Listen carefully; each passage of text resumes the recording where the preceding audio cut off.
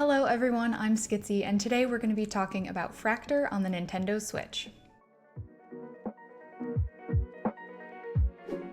FRACTER is an atmospheric, isometric puzzle adventure game set in a mysterious labyrinth shrouded in darkness.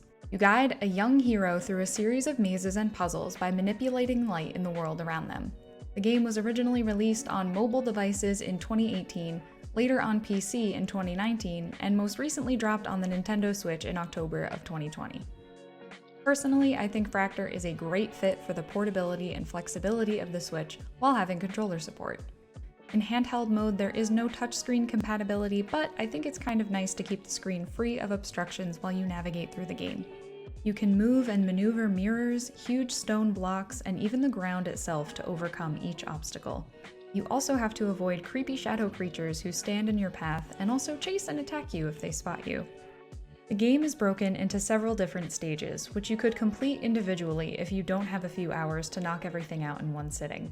For me, it took 2 sessions, each about an hour and a half long, to play through the game at a comfortable pace. I like to think that I'm pretty good at environmental puzzles, but I did catch myself getting caught in a few places, especially towards the end as the complexity of puzzles increased. There are instances when the game can offer you hints, but they're more to help you think about the task at hand as opposed to more straightforward steps to actually solve the puzzles.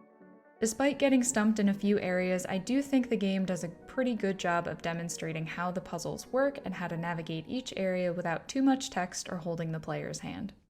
FRACTER is a great game for puzzle enthusiasts of all levels, but what really sets it apart is the atmosphere. And it's not just the darkened landscape devoid of color that seems to stretch endlessly in all directions.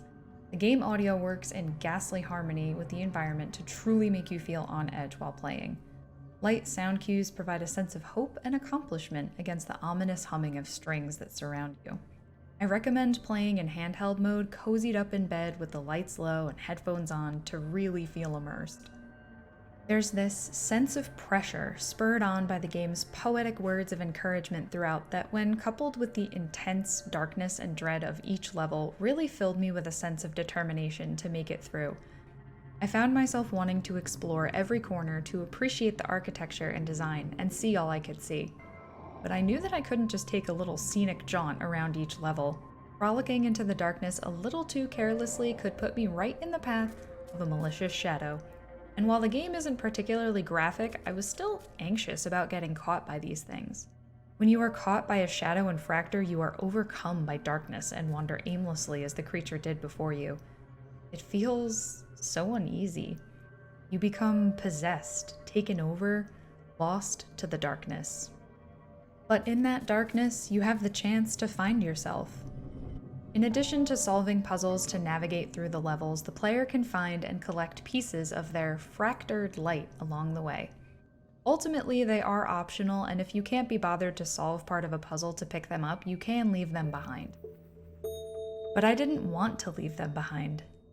After all, the game is not really about restoring light to the world around you. It's about piecing together the shards of your shattered self and restoring your inner light.